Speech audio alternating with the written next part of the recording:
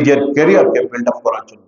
ইনশাআল্লাহ আজিজ, আপনারা প্রত্যেকে এক একজন দেশের রত্ন হিসেবে, আপনারা জানেন আমাদের চট্টগ্রাম এই ফটিকছড়ির অনেক উর্বর সন্তান, কৃতি সন্তানরা বাংলাদেশের অনেক বড় বড় পোস্টের আছে। এটা তো আপনাদের ইতিহাস অনেকের জানা নেই। আপনারা আপনাদের পাশে আমাদের ডক্টর এনামুল হক সাহেবের বাড়ি মনে হয় না, এদিকে তো না? আপনার কয়জনে চিনেন ডক্টর এনামুল হক সাহেবকে? চিনেন না? ওনার 3টি গ্রন্থ, বড় ভালো গ্রন্থ আছে, মহৎ জীবন, ধর্মজীবন, আরেকটা হচ্ছে এই 3টা জীবনের উপর তিনি বই লিখেছেন। ডক্টর এনামুল হক আমাদের পাশে শান্তিরহাটে ডক্টর এনামুল হক একাডেমি আছে। উনি এই চট্টগ্রাম ফটিকছড়ি, দক্ষিণ ফটিকছড়ির কৃতি সন্তান। সবচেয়ে বড় আমাদের ধর্মীয় অনুভূতির জায়গা যেটা হযরত গৌসুল আজম মেজবান্ডারি কুদ্দিসা সিরুল আজিজ আহমদুল্লাহ আল মেজবান্ডারি, যিনি 1826 সালে জন্মগ্রহণ করেছিলেন এই বাংলাদেশের মেজবান্ডার ভূমিতে। তিনি কি রকম ছিলেন? তিনি কলকাতা আলিয়া মাদ্রাসার গোল্ড মেডালিস্ট ছিলেন। কলকাতা তৎকালীন 1826 সালের ওই সময়ে 1839 সালে উনি কলকাতা আলিয়ায় গেছেন, সেখানে অধ্যাপনা শেষ করছেন। অধ্যাপনা শেষ করে উনি গোল্ড মেডালিস্ট লাভ করেছেন। তখনকার আমাদের মতো এত বড় বড় ইউনিভার্সিটি আমাদের এই বাংলাদেশে ছিল না। যারা উচ্চশিক্ষার জন্য মানে আকাঙ্ক্ষা বোধ করতো বা উচ্চশিক্ষা লাভের জন্য, তখন তারা কলকাতায় পা বাঁধত, জীবন ওখানে ধন্য করার জন্য চলে যেত। হযরত গৌসুল আজম মেজবান্ডারি উনি কলকাতা আলিয়া মাদ্রাসায় অধ্যাপনা শেষ করে উনি ওই মাদ্রাসার একজন বড় মাপের একজন মুদাররিস ছিলেন, টিচার ছিলেন। পরবর্তীতে উনি বাংলাদেশের যশোর জেলার কাজী পদে উনি দায়িত্ব গ্রহণ করলেন, মানে বর্তমানে বিচারপতি। কাজী পদ মানে বর্তমান বিচারপতি। আমরা এখন আমাদের প্রধান বিচারপতি আছে না, সেই বিচারপতির দায়িত্ব গ্রহণ করেছিলেন হযরত গৌসুল আজম মেজবান্ডারি আহমদুল্লাহ। তখন উনি 1 বছর ওনার ওখানে চাকরি বা দায়িত্ব শেষ করে তিনি আবার কলকাতায় ফিরে যান। সেখানে আলী শাহ রহমতুল্লাহ একটা মাদ্রাসায় ওনার দীর্ঘ সময় ধরে উনি অধ্যাপনা করেছেন। হাদিসের উপর উনি পাণ্ডিত্য অর্জন করেছিলেন এবং মানুষকে লেকচার দিয়েছিলেন। ওনার নাম এখনো আপনি কলকাতা আলিয়ার মাদ্রাসার ইয়ের মধ্যে, নেম প্লেটের মধ্যে এখনো সোনালী অক্ষরে লেখা আছে। তো আমি এই জন্য বলতেছি, ফটিকছড়ির জমিটা, ভূমিটা আধ্যাত্মিক শহর, আধ্যাত্মিক শরাফতের অঙ্গন, পাশাপাশি উচ্চ শিক্ষায় শিক্ষিত ব্যক্তিদেরও এই ফটিকছড়ির জমিটা উর্বর। আমরা সেই জমিরই সন্তান, আপনারা সেই জমিরই সন্তান।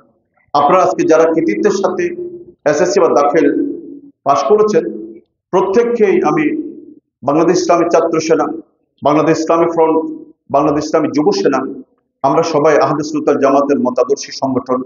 এই সংগঠনের সবচেয়ে বড় উদ্দেশ্য এবং লক্ষ্য হচ্ছে আমরা ইহকাল পরকালে আমাদের সুন্নি মতাদর্শ ভিত্তিক সমাজ প্রতিষ্ঠার মধ্য দিয়ে, আল্লাহ এবং তার রাসূলের সন্তুষ্টি অর্জনের মধ্য দিয়ে আমাদের জীবনটা গঠন করব এবং আমরা পরকালে আমরা সেই আল্লাহর প্রিয় রাসূল সরওয়ারে কায়নাত সাল্লাল্লাহু আলাইহি ওয়াসাল্লামের লাওয়ায়ে আহমদের নিচে আমরা সবাই যেন শান্তির নিকেতনে, বেহেশতে যেন আমরা জায়গা লাভ করতে পারি। আমাদের এই ডেস্টিনেশন, আমাদের এইম এটাই। পাশাপাশি আপনাদেরকে আরেকটা ছোট গল্প শোনাই। সেটা হচ্ছে আমাদের জীবনে যারা আমরা মা, সেই মাদের পরিশ্রম এবং মায়ের দায়িত্ব একজন সন্তানকে কতটুকু সুউচ্চই নিয়ে যায়, সে গল্পটা হয়তো আপনারা অনেকেই জানেন। আপনারা যারা বিজ্ঞানের ছাত্রী বা ছাত্র, তারা জানেন এই বিদ্যুৎ বাল্ব আবিষ্কার করেছে প্রথমকে। আমরা যে বিদ্যুৎ জ্বালাই, এই বিদ্যুৎ বাল্বটা প্রথমে কে আবিষ্কার করেছেন? Thomas Alva Edison. নাম শুনেছেন, টমাস আলভা বা Thomas Alva Edison, Thomas Edison বলবো না। উনি একজন বড় বিজ্ঞানী ছিলেন, কিন্তু তার লাইফ স্টাইলটা ছিল বড় দুঃখের। সে যখন তার স্কুলে যখন পড়তেছিল, স্কুল থেকে তাকে বের করে দেওয়া হয়েছে।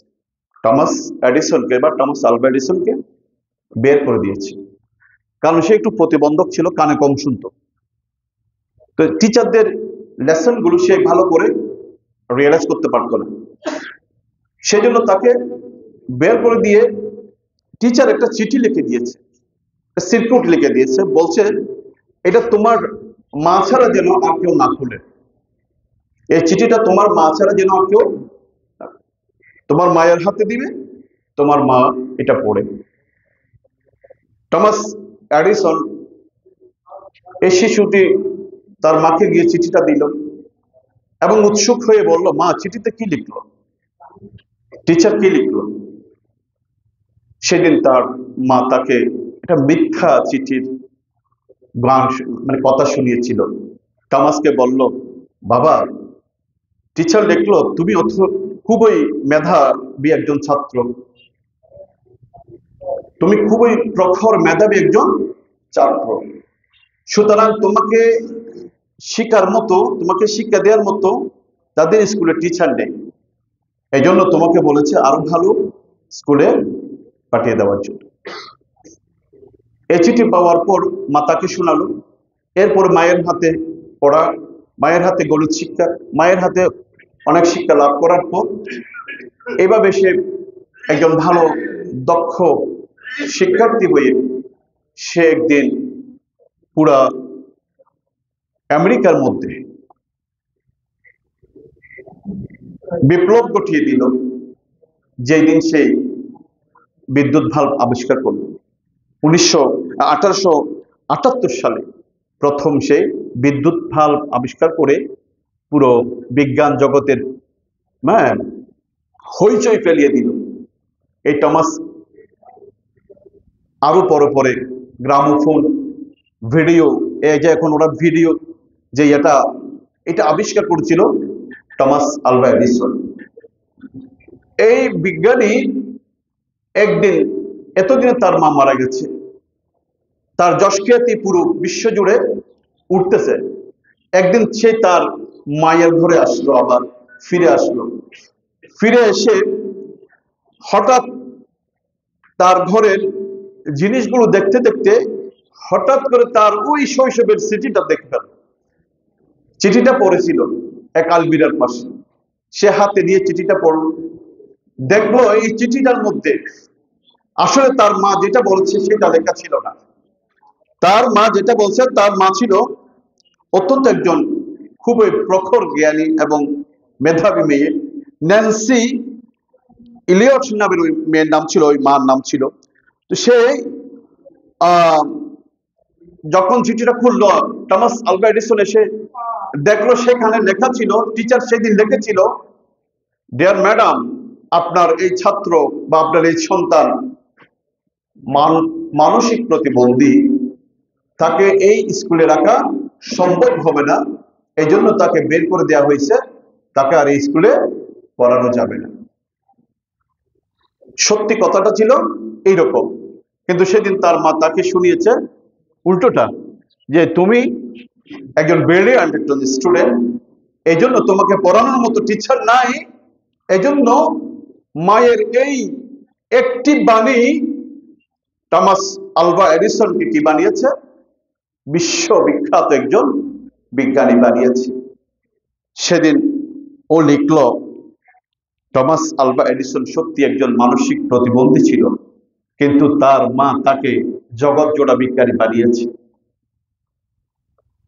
সেই দিন ওই চিঠি পড়ার পর টমাস আলভা লিখেছে, তার ডায়েরির মধ্যে লিখেছে যে সত্যি টমাস একজন বড় মানসিক প্রতিবন্ধী ছাত্র ছিল, তার মা ন্যান্সি তাকে জগৎ বিখ্যাত বিজ্ঞানী বানিয়েছে। আমি এই জন্য মায়েদের উদ্দেশ্যে বলবো, আজকে শিশুদের বা ছাত্রছাত্রীদের টেক কেয়ার করার জন্য সবচেয়ে বড় নিরাপদ আশ্রয় এবং সবচেয়ে বড় ভূমিকা মায়েরাই পালন করতেছে, শহরে বলেন গ্রামে বলেন। তা আমি আশা করব আপনারা যারা বাবা আছেন, বাবারও কোনো অংশে কম না, কিন্তু সবচেয়ে মায়ের অবদান বেশি। এজন্য কে যেন একজন বলেছিলেন যে গিভ মি